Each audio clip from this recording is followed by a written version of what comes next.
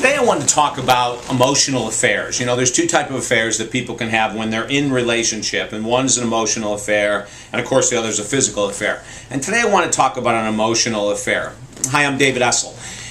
So many times people will cheat on their partner by having emotional affairs in the neighborhood, at the workplace, in the gym, at restaurants and bars, and not really think they're doing anything wrong. And I want to share with you today that from an energetic perspective, from a destruction of love, emotional affairs may be just as damaging. And what is an emotional affair?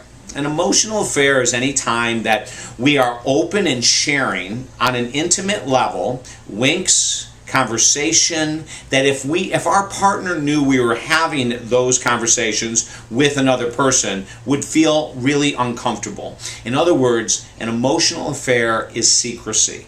Any secrecy whatsoever. Conversations that you would normally have with your partner that you're having with other people, and your partner does not know about them. Coffee that you're going out and it's shrouded as business, or lunches or dinners that are business. But you have an attraction to this person. You may not act on it, but you have an attraction, and you would never want your partner to see the both of you in public. That's an emotional affair. Where that you're sharing things in the workplace or in the neighborhood or in the gym with other people who you're attracted to about your challenges at home, your intimacy challenges, your communication challenges that your partner doesn't know about. That's an emotional affair. Emotional affairs are insidious. They attack at the root level. They create this mistrust between you and your partner at home, with your partner seemingly not even knowing that you're doing it. However, that's the fallacy. Every time that we are in union, that we make love, that we have a sexual love between ourselves and another person, and we have committed to monogamy, anything that happens outside of that monogamous relationship or agreement, our partner feels.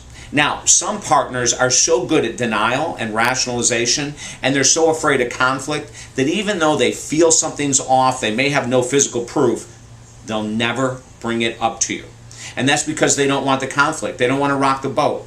But they know there's something amiss. In the couples I've worked with for the last 20 years, many of them were in a situation of an emotional affair when they came in. They were constantly arguing, bickering. They had both shut down. Maybe the woman had shut down in the bed, and the guy had never cheated physically a day in his life, but she felt something was off. She couldn't put her finger on it. And coming in and talking to someone like myself, we were able to blow the cover off an emotional affair that was in full bloom.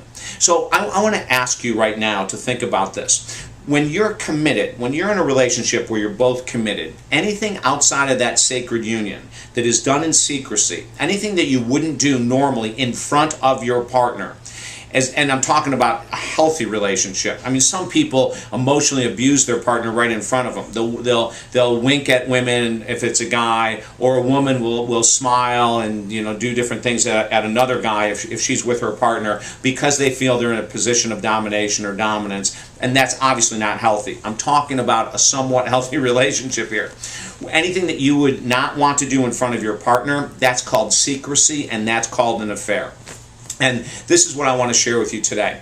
If you find yourself at work, in the neighborhood, at the gym, in a bar or restaurant, attracted to someone else, it could be a waitress at a restaurant, attracted to someone else, and you see them on a somewhat regular basis, you've got to be able to pull yourself away from that, not just even worried about the physical interaction, but the emotional interaction, unless you want it to negatively affect your relationship at home. And I'm talking about living in honesty, integrity, and congruency. Congruency, the definition of congruency is our thoughts, our beliefs, and our actions are all in alignment. Our thoughts, our beliefs, and our actions are all in alignment. So if you're in a monogamous, committed relationship, I'm going to ask you that you don't flirt unless you want chaos at home. You don't flirt. You don't share stories that you wouldn't want your partner to know that you're sharing, and everything else we discussed in this video. How you stop an emotional affair is you don't begin it. And if you're in the middle of one right now, you end it quickly. I've worked with clients that we've gotten into this conversation I'm having with you right now. They've decided to end it, and they've had us look at the different emotional affairs they've had over the years. I had one gentleman write down 15 to 20 different emotional affairs he's been in over the years with people that he's shared things that he wouldn't want his partner to know about. Secrecy equals cheating. Doesn't matter if it's physical or not. When we're talking about emotional affairs right now, if you're in one, for your own integrity, your own self-esteem, and your own growth, I'll ask you to stop. And for the union that you're in right now, unless you're going to leave it, then go ahead and leave it. Otherwise, get help, heal it, and do that for the integrity that you're bringing into your monogamous relationship. If I can help you in any way whatsoever, these are tricky. Emotional affairs are so tricky because we love to go into denial. Quite frankly, we want to pretend they're not there when we know they are. Let me help you. It's talkdavid.com. Contact me at talkdavid.com.